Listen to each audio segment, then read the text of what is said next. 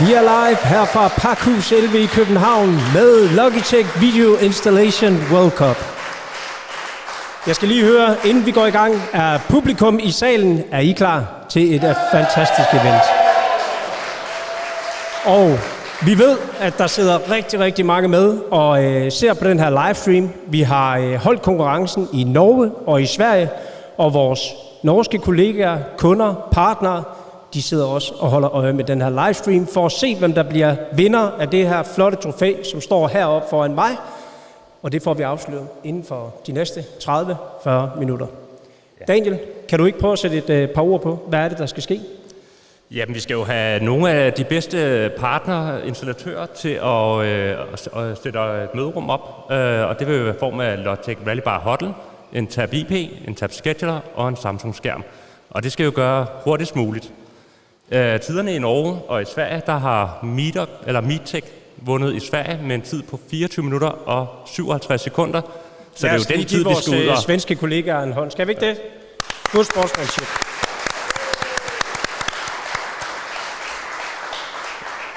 Så det er jo den tid, vi skal stræbe efter at slå her i Danmark. Og så i Norge, så var det Kenny, der vandt med en tid på 25 minutter og 50 sekunder. Lad os give dem en hånd også.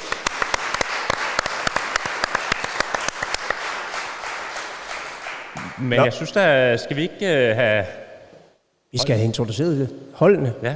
Og vi har jo 3 fantastiske hold, som vi gerne vil se på scenen lige om et øjeblik.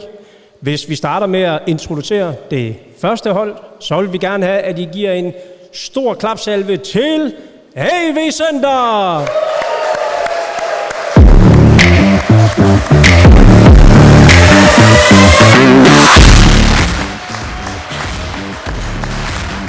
De ser skarpe ud, drengene. Klar til kamp. AV Center indtager stand nummer 1 herovre. Og det næste hold, vi gerne vil se på scenen, det er Atea!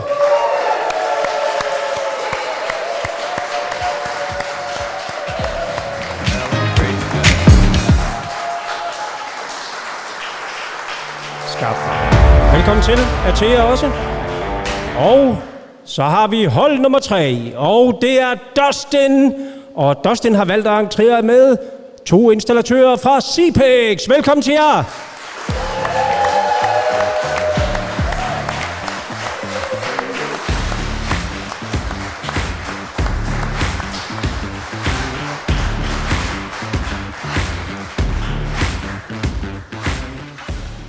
Så har vi holdene på plads, og Daniel, jeg synes, det vil være på sin plads, at vi lige får stillet vores deltagere lidt spørgsmål. Så hopper du ikke med og hør, hvad de har at sige?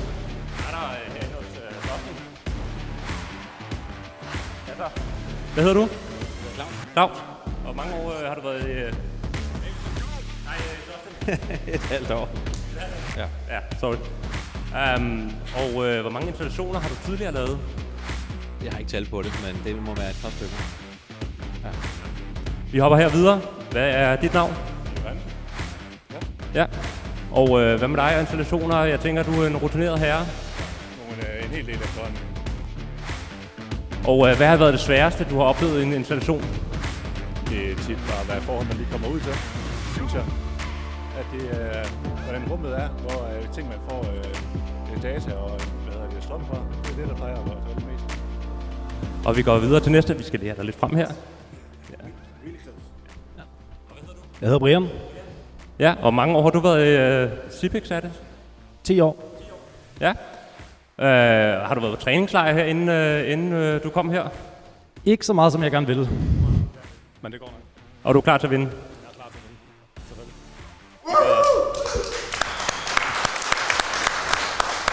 at vinde. Og næste hold, vi har her, det er Atea. Hej, jeg hedder Jannik. Og hvor mange år har du været i Atea? Det bliver 6 år. Hvor mange installationer har du fået lavet efterhånden? Det kan ikke tælles længere, men bare inden for den sidste uge siden, der er vi nok oppe på en 20 stykker.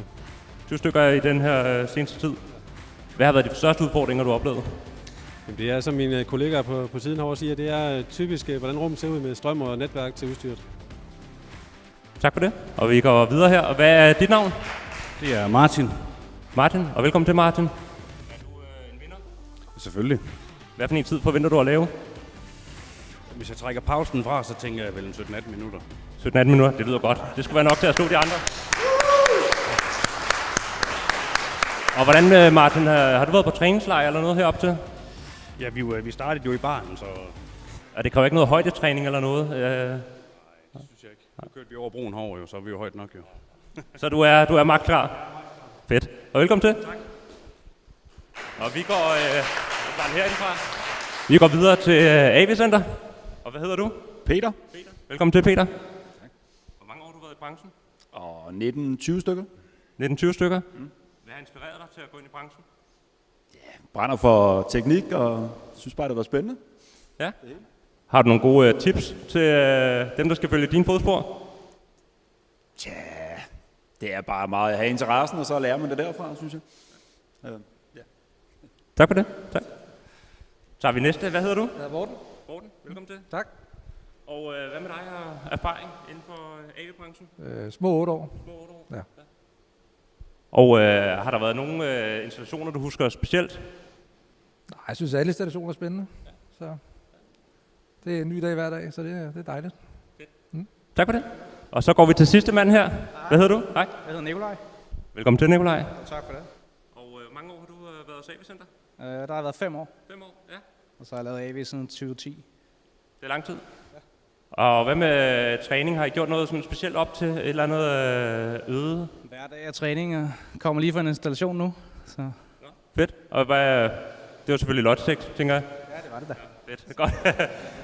Jamen, velkommen til. Og jeg ved ikke, Rasmus, er I klar? Og er vi klar til at skudt...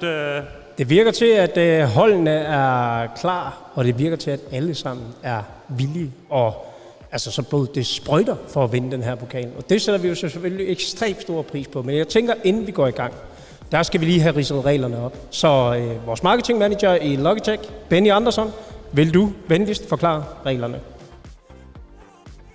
I think I understood what you said. Please explain the rules. I'm a Swede. Yes, I'm the marketing manager for Logitech in the Nordics, but today I'm the judge. So yes, I will go through the rules. So follow me. Here, what we're doing here today is creating history, but we need to follow the rules, okay? So the competing teams have a square where they need to stand inside in. And then they will install a Samsung screen. Thank you, Samsung, for lending it out. They will install a Rollerbar Huddle, a Tap IP, a Tap Scheduler, and make that all work in a Microsoft Teams room environment. And then they will give our sales engineer, Martin, a call on Teams. The first teams that do that and also have the nicest installation will win and will become the Danish champ in the video install World Cup. So, is there any questions from the team? Then, Benny, I have a quick question. Yes. Rasmus, skal du også lige vide, hvad kan man egentlig vinde i dag? Jamen, vi kæmper jo om det her flotte trofæ, som der står heroppe. Men skal vi ikke smide noget mere i puljen? Det synes jeg.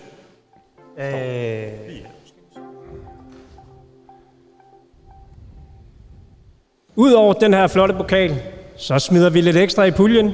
Så holdene konkurrerer også om en Rallybar Huddle og en Tab IP, som de kan installere i deres mødelokale, når de kommer hjem. Så der er altså ekstra meget på spil i dag. I will just say one thing before you hit it off, Rasmus. Let the best team win, but I'm tough. You can, I can give out yellow and red cards, and I am the one holding the whistle. So be nice to me, but you can't blame me. I promise.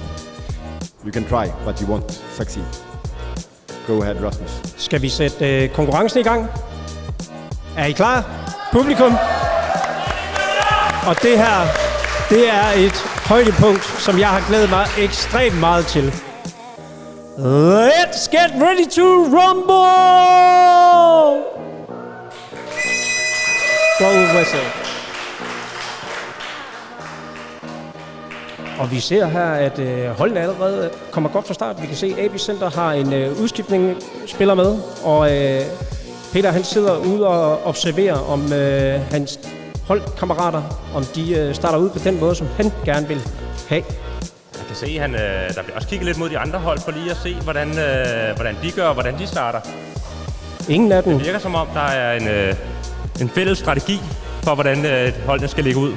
Og det her, det er jo også et tydeligt tegn på, Daniel, at vi har med eksperter at gøre. Ingen af dem åbner vejledningen til, hvordan det er, at man udførligt installerer et Logitech-mødelokale. Det var også en af de ting, jeg undrer mig lidt. Jeg tænker, er de typerne, der bare lige tager og kigger på vejledningen, og så smider de den væk, eller hvad gør de? Jeg tror, det er et udtryk for, at her har vi altså at gøre med eksperter, som er vant til at installere hver evig eneste dag. De har sat millioner af skærme op, de har sat millioner af videokonferenceløsninger op, og det bærer det her tydeligt præg af. Er der nogle af holdene, Daniel, du tænker er kommet ekstra godt fra start? Jeg synes, indtil videre, det ser meget lige ud, men det er jo lidt forskelligt, hvordan de lige... der bliver pakket en del ud, og de har jo også lige inspiceret udstyret, inden de gik i gang. Så det er spændende at se, hvordan de kommer fra start af. Og, Det ser ud til, at de fleste starter med skærmen først, hvilket naturligt måske er et meget godt valg egentlig at starte med skærmen, så man ved, hvorfor en højde man skal installere den i. De fleste tager skruebeslaget på direkte. De skruer beslaget direkte på skærmen. Atea har en god strategi. Den ene skruer beslag på, den anden måler op til skærmen. Jeg ved, om den tredje marker får guidet dem lidt, så de ved, hvad de skal gøre og lave et overblik. Det ser det ud til. Udover at de skal installere en Rallybar Huddle i dag, så har Logitech jo også en masse andre devices i deres ekosystem. Men kan du ikke prøve at sætte et par ord på, hvad er en Rallybar Huddle egentlig for en enhed? Jamen, Rallybar Huddle er jo et videobar fra Logitech, som primært er møntet på huddle rooms, men også på mindre møderum. Der kan kun sættes én skærm på, men til gengæld så har mikrofonerne en lang rækkevidde, og det har videoen også, eller kameraet. Så i bund og grund er det en ret kraftig videobar til de mindre møderum, synes jeg. Når du siger en lang rækkevidde på mikrofonen, kan du huske, hvor lang den rækker? Jeg mener, at det er omkring 7 meter. Det er fuldstændig rigtigt. Den rækker 7 meter. Der sidder simpelthen et array af mikrofoner på 6 stråleformede mikrofoner i Rallybar Huddle, som opfanger de mennesker, som sidder i lokalet helt op til 7 meter væk. Og det er jo noget længere end ellers de møderum, de normalt er installeret i, så man kan godt udvide lidt, og så installere dem i nogle lidt større møderum. Men Rasmus, I har jo mange andre produkter i jeres portefølje. Kan du nævne lidt mere om, hvad I ellers har? I har jo for eksempel lige fået en ny service, der hedder Essential. Hvad kan den? Vi har fået en ny service, som hedder Essential. Det er fuldstændig rigtigt. Når man køber et Logitech mødelokale, så er der nogle basis services, som følger med ganske gratis. Og en af de ting, som selvfølgelig er vigtige for en IT-afdeling, det er, at man kan administrere sine enheder. Så vi har et cloud management system, som hedder Logitech Sync, og det følger med, når man køber vores enheder. Hvis man så ønsker alle vores omkringliggende service, man gerne vil have bedre indsigt i, hvordan mødelokalet bliver brugt, så kan man købe vores service. Der har vi netop lanceret Essentials. Essentials er en vifte af en softwarepakke, hvor man både kan få insights, men man kan også få notifikationer, hvis at mødelokalet går ned. Det kan være, at det mister internetforbindelsen, så kan man simpelthen få en notifikation som IT-administrator. Så meget, meget bekvemt med Essentials. Ja. Nu får jeg jo lige øje på Martin, og jeg kan jo se, at han har noget lidt anderledes udstyr hen hos sig. Så jeg tænker, at jeg vil lige gå ned og høre Martin, vores forbrugssupport Logitech, hvad han bruger for noget udstyr. Det er en god idé, Daniel.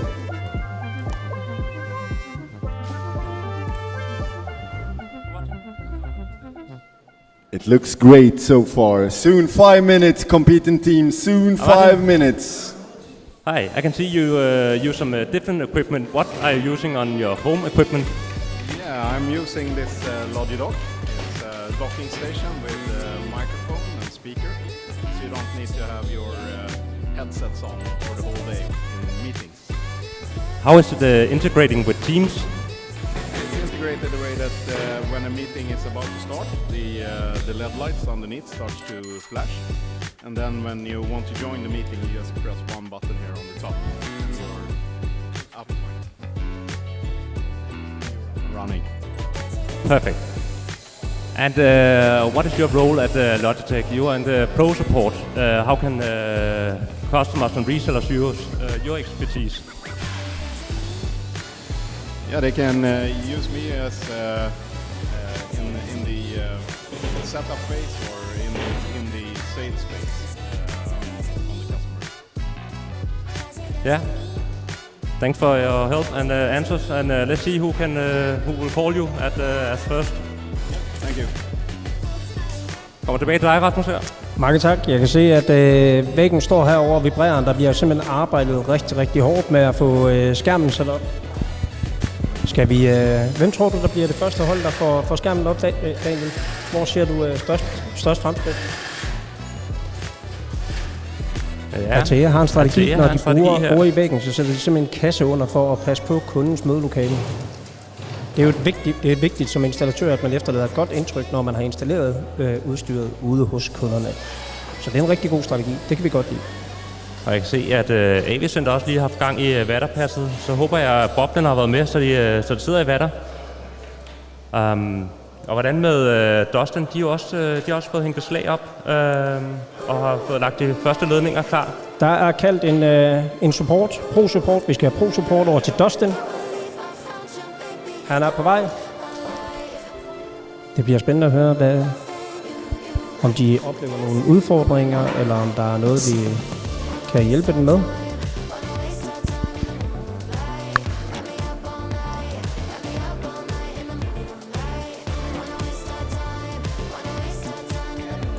Der er flere ting undervejs. AV Center ser ud til at være tæt på at have skærmen oppe. Beslaget er skruet fast. Måske en lille teknisk udfordring. Vi tager den ned igen, men man kan virkelig se, hvordan det er, de samarbejder som et hold. En fornøjelse at se. Så er det Atea, der prøver med skærmen. Skal vi se, om vi kan få den op på væggen? Så de prøver at samarbejde og få kommunikeret. Yes, og kablerne bliver flot hængt over skærmen, så det er nemmere at få den sat i videobaren efterfølgende.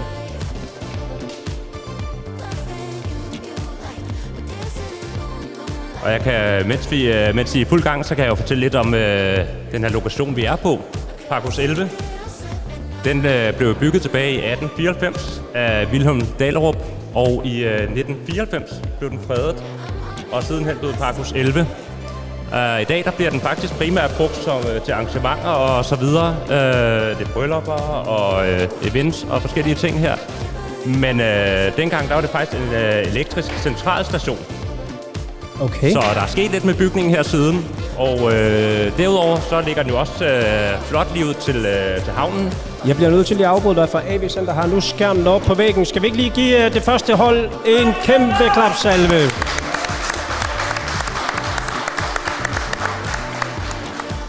Og vi kan godt fortsætte med at klappe videre, fordi nu har Atea også deres skærm op på væggen. Lad os give dem en hånd.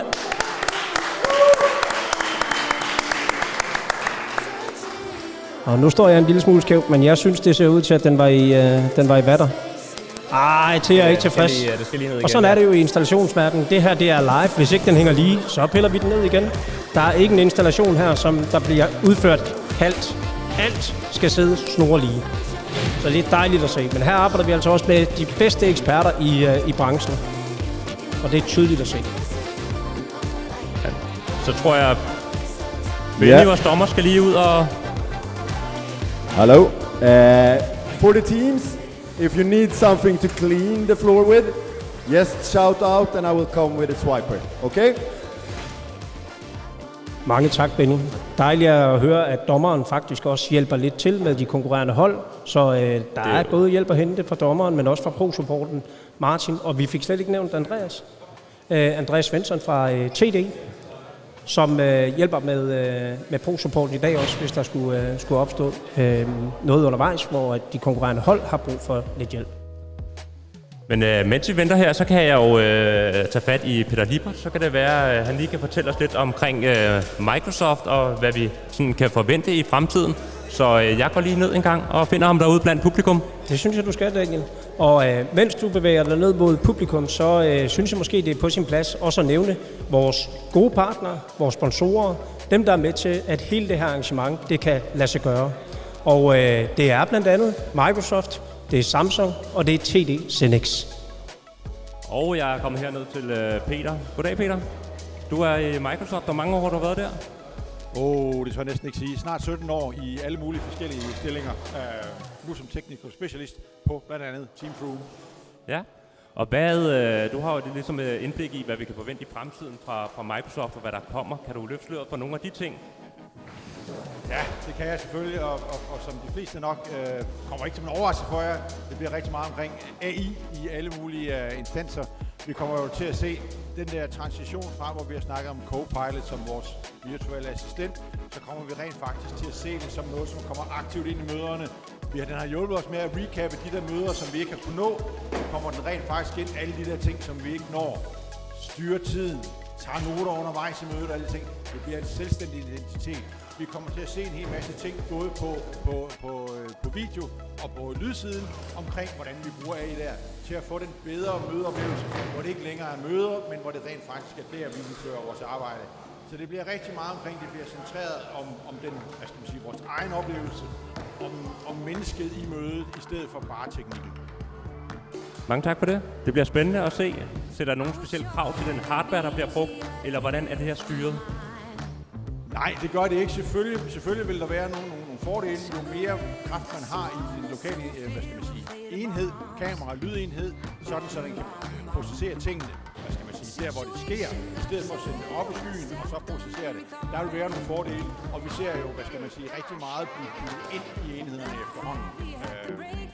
Så der bliver sådan en bred suite af det, hvor man kan gå helt fra og bruge alt det eksisterende udstyr, hvis man allerede har købt ind med sin favoritpartner, hele vejen henover til at sige, nu går vi ind og køber nyt, hvor vi har AI integreret i enhederne lokalt, i stedet for at bruge skyen. Mange tak for din indsigt. Tak for det.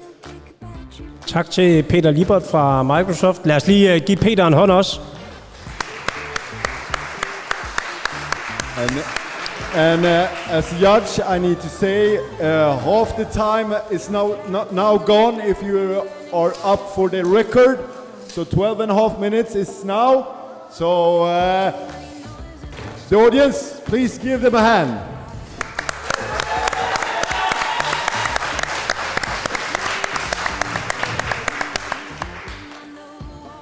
Når teknikerne de sidder her og installerer, nu snakker vi lige om vores sponsorer, men intet af det her, vores produkter ved Logitech, kan jo ikke stå alene.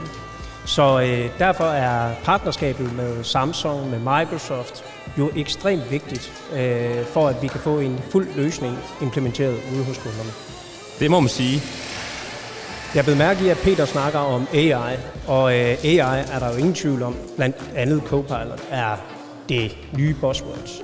Men Logitechs devices er jo også nogle intelligente devices, som gør, at brugerne ikke skal tage for mange aktive valg, når de går ind i et møde. Kan du ikke prøve at sætte et par ord på, hvad det er for nogle ting, som Logitech de har i deres CollabOS?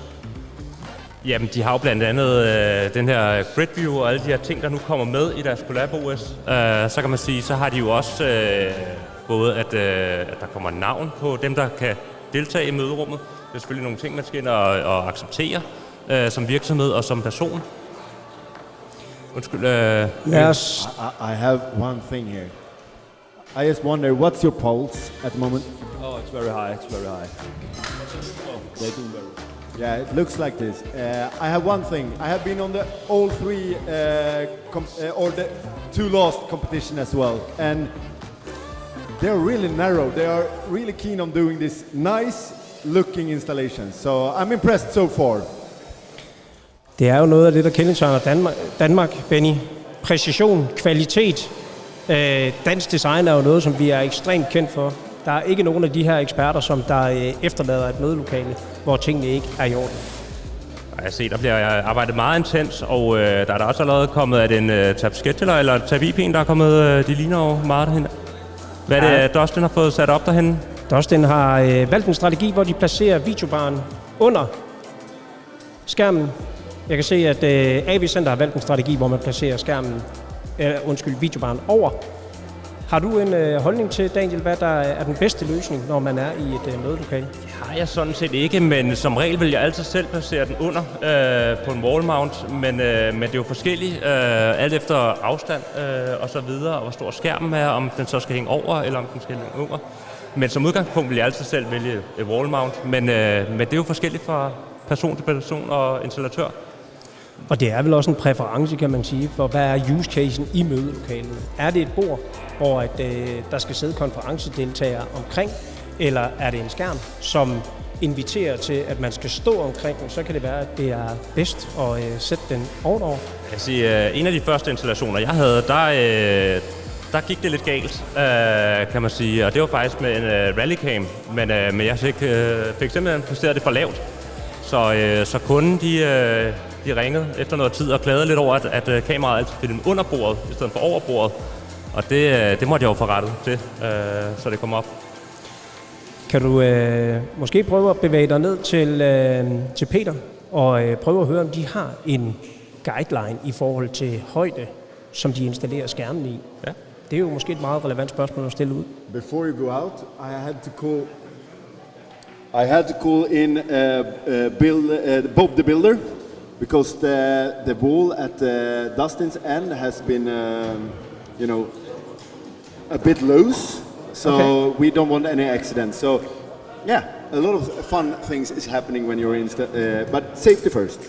Sikkerheden er ekstremt vigtig, og det er jo et live event, så det skal vi huske, at tingene de kan gå galt. Det er rigtige værktøj, de har. Det er skruemaskiner, det er venstrehåndsskruetrækker, det er tomstok, det er vatterpas, så det er altså farligt udstyr, vi er med at gøre her. Derfor er det selvfølgelig vigtigt, at sikkerheden den er i top.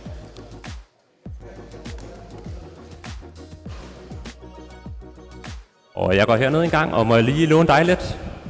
Har du nogle ting, I plejer at gøre ved installationen? Er der en vis højde, som skærmen skal hænge i, eller videobaren skal hænge i? Ja, man plejer at sige 120 til skærmen. Men hvis der er en video bare under, så skal den lidt højere op, så optimalt set skal kameraet sidde lige ude på folk. Hvornår, fordi nu kan jeg se, at I har valgt den at hænge videobaren over skærmen. Er der noget bestemt, hvor I siger, når vi gør sådan her, når det er over, og sådan her, når det er under? Er der nogle specielle krav for at vælge den ene løsning frem for den anden? Ja, det kommer lidt an på, om det er afhængig af mødelokaler, om man er stående eller siddende, og hvor højt bordet er. Så for eksempel her, hvor vi antager, det er et højt bord der foran, så vil man nok sætte den over. Tak for det. Tak. Nu havde vi jo en situation med vores svenske kollegaer, Daniel, hvor det er det, der kan ske. Men så vidt jeg husker, så var der en af vores svenske hold, som kom til at vende skærmen den modsatte vej. Nu har AV Center fået liv i deres skærm, der er kommet billede på, og det ser ud til, at den vender den rigtige vej. Dustin har også billedet på skærmen. Den vender også den rigtige vej. Det synes jeg faktisk godt, vi kan give en hånd. Og hvad siger tiden? Er vi nogenlunde med her i Danmark? Eller? Få en status på tiden. Der er nu gået lige præcis 18 minutter. 18 minutter, drenge, er der gået. Atea har gang i tab-scheduleren. Det begynder at se ud til, at der kommer lys i udstyret rundt omkring. Og man siger, de her skærme, der er valgt til det her event her, det er jo Samsung QMC-skærm. Og det, der er med dem, det er jo blandt andet, at det er 500 nits. Det er en 24/7-skærm, og så har den 25% haze. Og den her haze, det går ligesom ind og skærmer lidt for den belysning, der kommer udefra, og gør billedet meget mere klart og venligt for de brugere, der sidder derinde og afholder møde. Så det giver et meget mere beroligende overblik over møderummet. Og det er jo også tydeligt at se herfra, hvor vi står. Vi er faktisk så heldige, at vi har vores gode ven, Massis, med fra Samsung. Massis, kan vi ikke få dig heroppe på scenen? Lad os lige give Massis en hånd.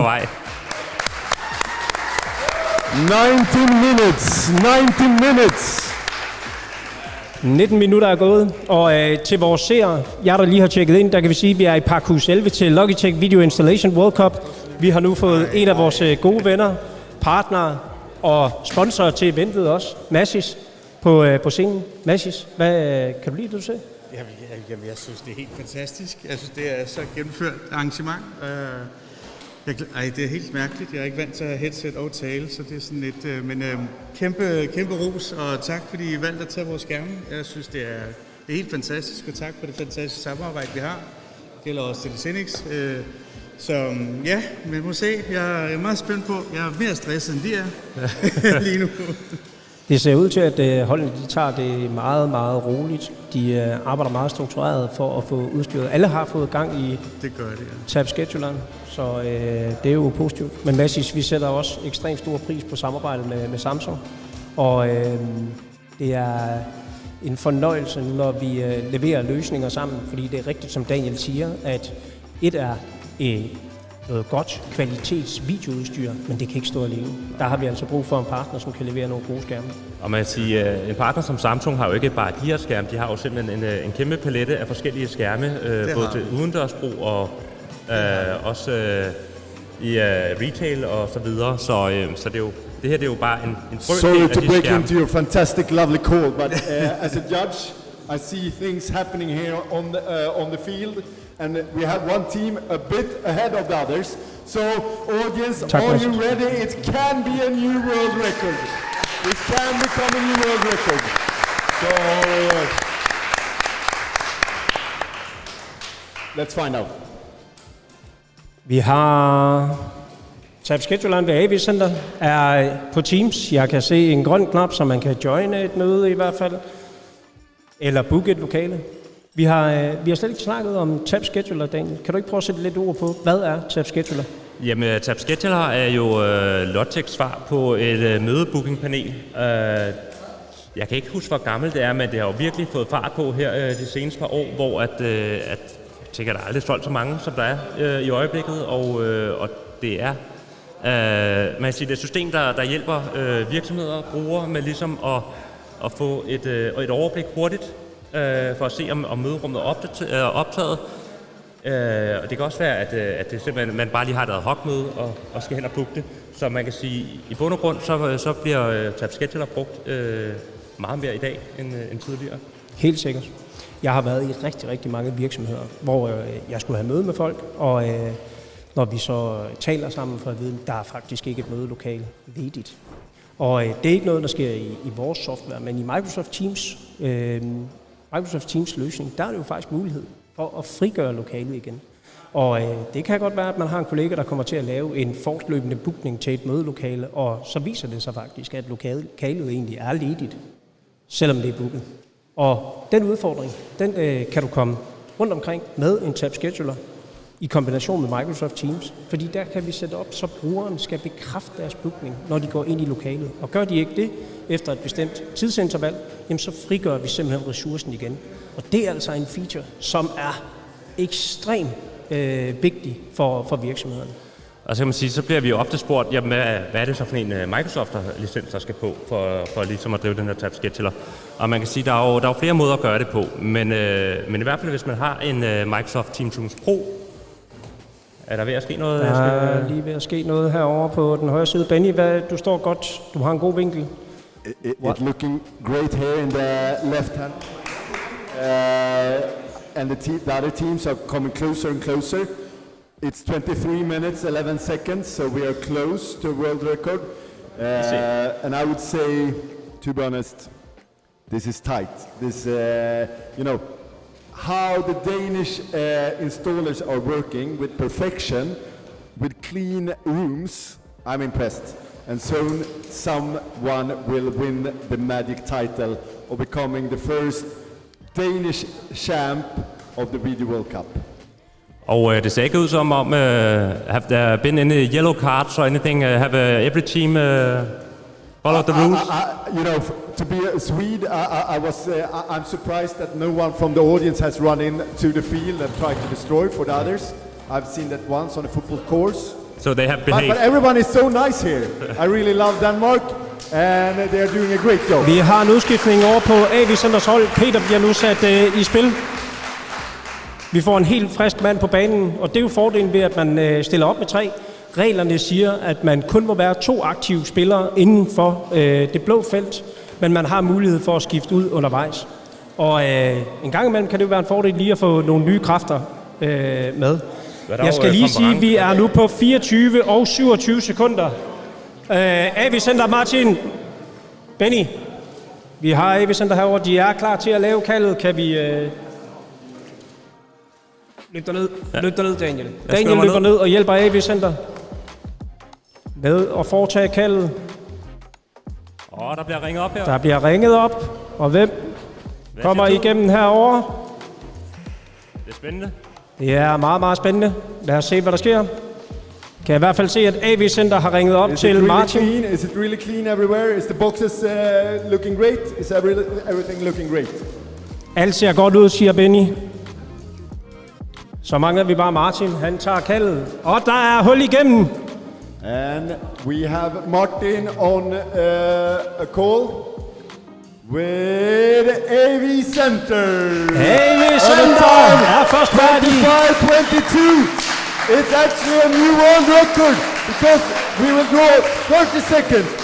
Woo! Vi trækker 30 sekunder fra. Det vil sige, at det er en ny verdensrekord, vi har. Almost in a tie. Martin, take the next call because I think Dustin is cool. So answer, Martin. Dustin. So it was so close. We're like 10 seconds apart. We have a second place. Hvor er det flot. Lad os give Dustin en kæmpe hånd. Jeg tænker, det går muligt at være så tæt før som so som det. Tight, so close, and Atia is really doing a great job. But we have a Danish champ, and I would say this is perfection. They choose to install the rally bar on top of the Samsung screen. It's okay. Så en godkendt installation af AV Center. Put it underneath. And that's also okay, because it's all depending on the tabling, the setting in the room. AV Center thought it was a big room.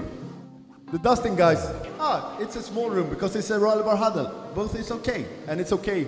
So, Og så har vi Atea også, og det er jo en stensikker tredjeplads, vi har. Det vil sige, at Atea kommer på podiet også. Lad os give dem en kæmpe hånd her til sidst.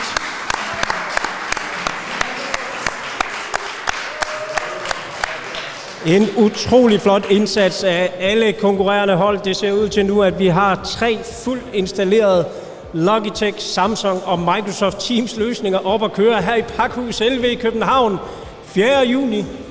Men lige om lidt, så skal vi kåre vinderen. So please, all teams, come close, come to the middle. I want to have the Dustin team on the right-hand side. Atea team here in the ball. The winners. Please on one knee. No, you will be here. Rasmus. Oh, sorry. I forgot. We need to move in front of the winners' circle, so to say. The winners' room. The winners in the middle. Yeah, I want all of you because in our world you are all champs. To be honest, you did an amazing job. A fantastic installation, the 3 of you, in the fastest time. Even if you went over the Swedish time, you actually had an extra hurdle today. You had to mount the tap IP on the wall. So it's a new world record. We will confirm the time later on, but I promise it's a new world record. Rasmus, you promised me that the Danes would beat the Swedes and the Norwegian, and you did. And I'm happy to announce the Danish champs of the Video Installation World Cup. AV Center, big applause!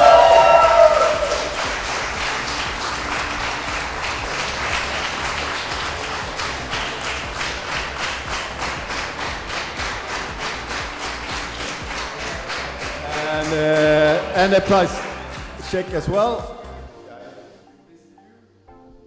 Og vi lovede jo, at der var en ekstra præmie, Benny, og den skal AV Center selvfølgelig også have. Så her er et gavekort til en rallybar huddle og en Tab IP. Tillykke med den flotte præstation.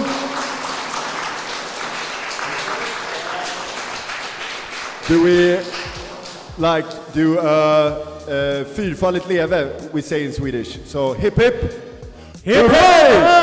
Hurra! Hurra! Hurra! Hurra! Woo! And we have the champs. And now the sport question. How does it feel? Feels wonderful. It was a tough competition, but it feels very good. Nice. And Dustin, team, it was close. Only 10 seconds. How does it feel? Not so good.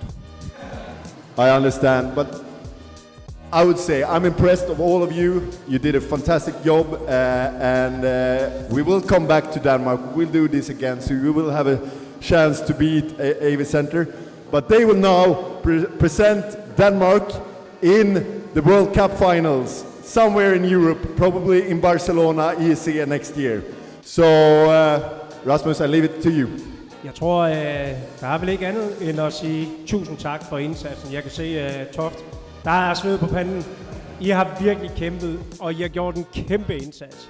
Vi er ekstremt stolte, og vi sætter meget, meget stor pris på det samarbejde, vi har med jer alle sammen i hverdagen. Det skal I vide. Så ud og installere endnu flere Logitech-løsninger. Og så glæder vi os bare til at se AV Center til World Cup Installation forhåbentlig i Barcelona næste år. Tusind tak til alle jer, som med derude. Og tusind tak til det fantastiske publikum her i Parkhuset 11. Vi takker af. Daniel, tak fordi du var co-host Tak i dag. fordi jeg måtte være med. Tak for en rigtig god indsats, Benny, som dommer. Og tak til Pro-supporten, Martin og Andreas. Og tak til vores sponsorer. Og tusind tak til vores sponsorer, Microsoft, Samsung og Telesense. Vi ses! Vi ses!